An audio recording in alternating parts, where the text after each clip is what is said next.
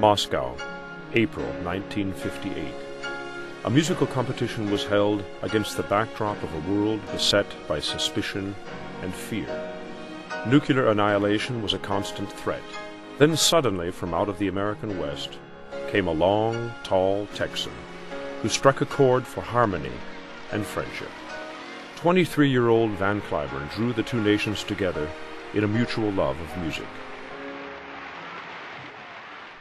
By 1958, travel to the Soviet Union had been restricted for nearly 30 years, but the first international Tchaikovsky competition made the impossible possible. Cliburn was one of the few Americans Muscovites had seen since the end of the Second World War. He easily fit the only American image they knew, the movie cowboy.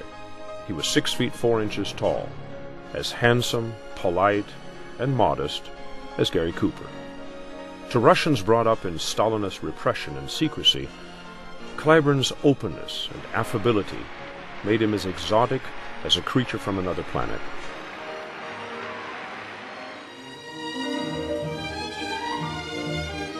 No one had expected that an American could excel in a musical field where the entire world acknowledged Russian superiority. But Van was the audience's favorite from the very first round, and the favorite of many of the judges as well.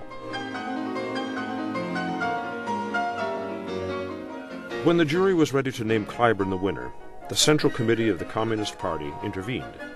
For national prestige, they argued, a Russian should win. They asked the new premier, Nikita Khrushchev, if it was all right for an American to take the prize. Is he the best? Khrushchev asked. Then give it to him. April 11, 1958. On the final night of the competition, Cliburn played 2 concertos, the Rachmaninoff Third and the Tchaikovsky First. The judges had already made their decision. The gold medal was his. We newspeople are so constantly preoccupied with page 1 news, the emphasis being on what's wrong, malfeasance, misfeasance, mistakes, floods, fires. So it was quite exciting when one day word came over the teletypes, flash from Moscow. A young American had won the Tchaikovsky.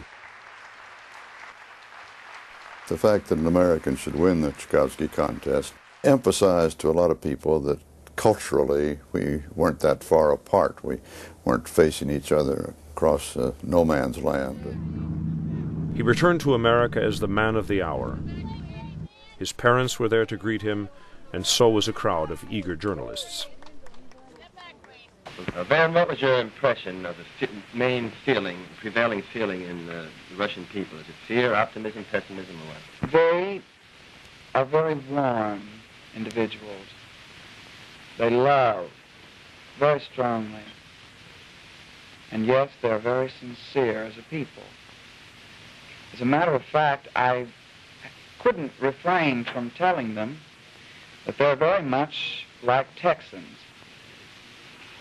If a Texan likes something, he'll tell you, and if he doesn't, he'll certainly let you know. Just months before, the Soviets had startled the world with the launch of Sputnik, the first orbiting satellite. It was a blow to United States security and prestige.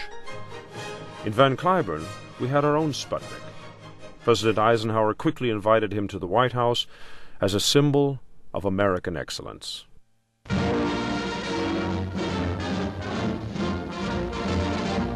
City adds its own bravo to the worldwide crescendo of applause for Van Cliburn, the young American who won Moscow's International Tchaikovsky Piano Competition. The 23-year-old Texan, who conquered Russia musically, receives the ticker tape parade up Broadway that is the city's unique triumphal march, a hero's procession rarely if ever accorded any musician. Van Cliburn's talent and the warmth of his personality had captivated the Russians, and also made him a hero in his own country. Alone, he had made the impossible first crack in the Iron Curtain.